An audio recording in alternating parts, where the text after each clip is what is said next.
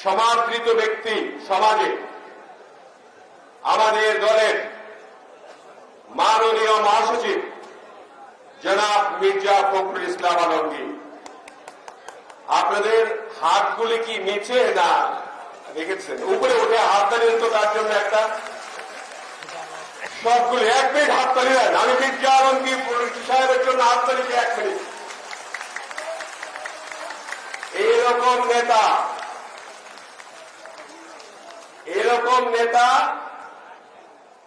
আমার সঙ্গে একদিন আলাপ হয়েছিল আমাদের ভারপ্রাপ্ত চেয়ারম্যান সাহেবের। তিনি তো শুনছেন আজকে সব, এখন কিন্তু আমরা আছি শুনছেন। তিনি বললেন, দেখেন কত বড় সাহস 23-এ যখন আমাদের কেন্দ্রীয় অফিস তালা দিয়ে ভাঙচুর করে মারধর করে আমাদের সকলকে গ্রেপ্তার করে নিয়ে যাওয়ার অবস্থা হয়েছিল, আমাদের আজকের উদ্বোধক মাননীয় মহাসচিব মোটর সাইকেলে গিয়ে তিনি একলা বসেছিলেন। সেই নেতা তিনি আপনাদের কাছে এসেছেন আজকে। তার জন্য তার কথাগুলি মনোযোগ দিয়ে শুনতে হবে। আজকে এখানে উপস্থিত হয়েছেন আমাদের মাননীয় যুগ্ম মহাসচিব, যার কথা শোনার জন্য আপনারা বসে আছেন, জনাব সোহেল ভাই, প্রিন্স ভাই, এবং আপনাদের এই এলাকার প্রিয় নেতা,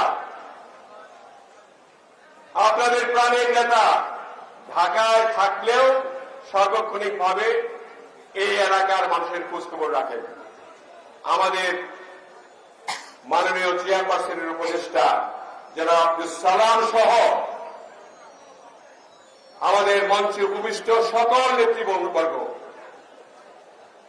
বিএনপির সহসাংগঠনিক সম্পাদক দল এবং আমার সামনে উপস্থিত নেতৃবৃন্দ, বিভিন্ন থানা থেকে এসেছেন, সকলেই নেতৃবৃন্দ, আজকে সকলেই নেতা।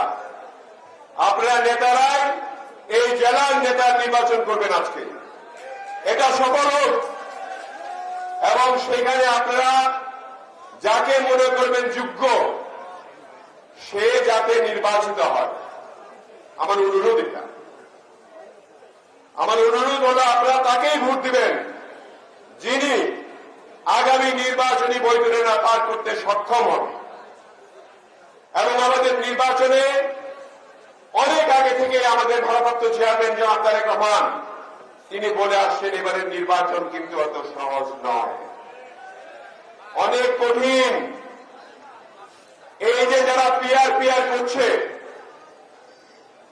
পিআর মানে কি একজনকে জিজ্ঞেস করা হয়েছিল কালকে 18 তারিখের যে মিটিংয়ে, অনেকগুলা মৌলবী হাজির হয়েছেন, একজনকে ডেকে সাংবাদিক জিজ্ঞেস করেছে, আচ্ছা ভাই পিআর মানে কি? পিআর মানে আমাদের সাহেব বলছে পিআর 500, আমাদের সাহেব বলছে পিআর 500। পিআর 500 কি?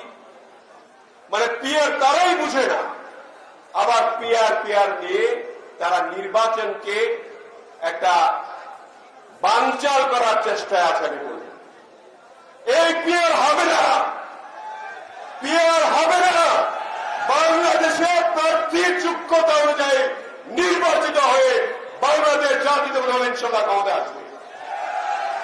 কাজে পিআর করে কোনো লাভ নাই। ফেব্রুয়ারির 12 তারিখে নির্বাচন হবে অথবা 7 তারিখে নির্বাচন হবে, ফেব্রুয়ারির মধ্যেই নির্বাচন হবে। এবং এই নির্বাচনে প্রয়োজন বুঝে আমাদের সকলকে ঐক্যবদ্ধভাবে, শৃঙ্খলাবদ্ধভাবে সবকিছু বিলীন করে আমাদের এই জাতীয় শক্তিকে আমাদের এই বাংলাদেশের জনগণের জন্য ক্ষমতায় বা সরকারে বসাতে হবে। এবং তাহলেই আমাদের যে আদর্শ এবং জনাব তারেক রহমানের যে আশা আকাঙ্ক্ষা বাংলাদেশ নিয়ে, সেগুলি আমাদের বাস্তবায়ন হবে। দেশনেত্রী বেগম খালেদা জিয়া তাকিয়ে আছেন আরেকটি বার দেখার জন্য এই বাংলাদেশ গণতান্ত্রিক বাংলাদেশ। আমার মনে আছে 23 তারিখে 26শে অক্টোবর আমার দায়িত্ব ছিল এই জেলার নেতৃবৃন্দের সঙ্গে আলোচনা করে 27শে অক্টোবরে আমরা যাব সেই আমাদের এই অনুষ্ঠানে, যেটা বিশাল মহাসমাবেশ ছিল, যে সমাবেশে শেষ পর্যন্ত 2 পাশ থেকে টেয়ার সেরে এবং আমাদের গুলি করে ছত্রভঙ্গ করে দিয়ে ভঙ্গ করা হলো। সেখানেও আজকের উদ্বোধক আমাদের মাননীয় মহাসচিব শেষ পর্যন্ত আপনার সমস্ত মাইক কেটে দেওয়ার পরেও হ্যান্ড মাইক দিয়ে আপনাদের কাছে আবেদন রেখেছে এই যুদ্ধ চালিয়ে যাওয়ার জন্য শেখ হাসিনার বিরুদ্ধে, এবং শেখ হাসিনার পতন হয়েছে ইনশাআল্লাহ। আমরা এর আগে সমস্ত জামালপুর ময়মনসিংহ ডিভিশনে প্রিন্স ভাইয়ের নেতৃত্বে আমরা এই রোড মার্চ করেছিলাম, মনে আছে না? আছে। এই রোড মার্চে আমাদের দাবি একটাই ছিল, এক দফা এক দাবি, হাসিনা তুই কবে যাবি, এই ছিল দাবি। সেই দাবি পূরণ হয়েছে, আমাদের 5ই আগস্টে সেই দাবি পূরণ হয়েছে। এখন আমাদের এই গণতান্ত্রিক বাংলাদেশ পাওয়ার জন্য আমাদেরকে সকলকে ঐক্যবদ্ধ হয়ে কাজ করতে হবে। সময় সংক্ষিপ্ত, বক্তব্য দীর্ঘায়িত করব না। আমি আপনাদের সকলের দীর্ঘায়ু কামনা করে এবং সকলের সুস্বাস্থ্য কামনা করে ফেব্রুয়ারি নির্বাচনকে সুশৃঙ্খল ভাবে যাতে আপনারা করতে পারেন, সকল মা বোনদের কাছে যাতে আপনারা যে এই যে এখন জামাতে ইসলামের গ্রুপ করে করে যাচ্ছে, তারা বলে যে জামাতে ইসলামকে এবং দাঁড়িপাল্লায় ভোট দিলে নাকি আখেরাত ক্লিয়ার। আচ্ছা বলেন, এটা আল্লাহ তাআলা ছাড়া কেউ বলতে পারে? আল্লাহ ছাড়া কেউ বলতে পারে কি আখেরাত ক্লিয়ার? পারে? পারে না।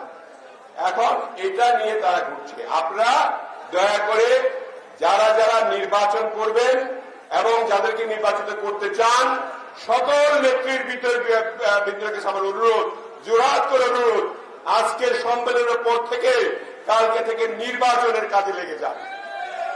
এই নির্বাচনের কাজে লাগলে ইনশাল্লাহ আমরা একটা সরকার গঠন করতে পারবো, যে সরকারটা হবে বাংলাদেশের জন্য একটি গণতান্ত্রিক সরকার। তাহলে শহীদ রাষ্ট্রপতি জিয়াউর রহমানের আদর্শ বাস্তবায়ন হবে এবং তারেক রহমানের যে আশা আকাঙ্ক্ষা আমাদেরকে নিয়ে সকলে ঐক্যবদ্ধভাবে সরকার পরিচালনা করে দেশকে উন্নতির পথে আমরা নিয়ে যেতে পারব। এই বলে সকলকে আমি ধন্যবাদ জানিয়ে আমার বক্তব্য শেষ করলাম। আপনাদের এই কিশোরগঞ্জবাসীকে আবারও ধন্যবাদ। বাংলাদেশ জিন্দাবাদ, বাংলাদেশ জাতীয়তাবাদী দল জিন্দাবাদ, জনাব তারেক রহমান জিন্দাবাদ, দেশ নেত্রী বেগম খালেদা জিয়া জিন্দাবাদ, শহীদ জিয়া অমর হোক। সকলকে ধন্যবাদ। বক্তব্য রাখবেন জনাব সৈয়দ ইমরান সালে প্রিন্স, যুগ্ম মহাসচিব, বিএনপি জাতীয় নির্বাহী কমিটি।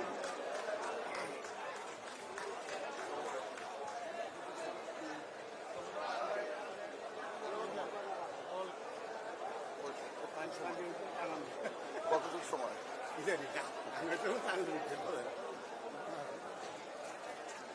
বিসমিল্লাহির রহমানির রহিম। আজকে আন্দোলন সংগ্রামের সূতিকাগার এই কিশোরগঞ্জ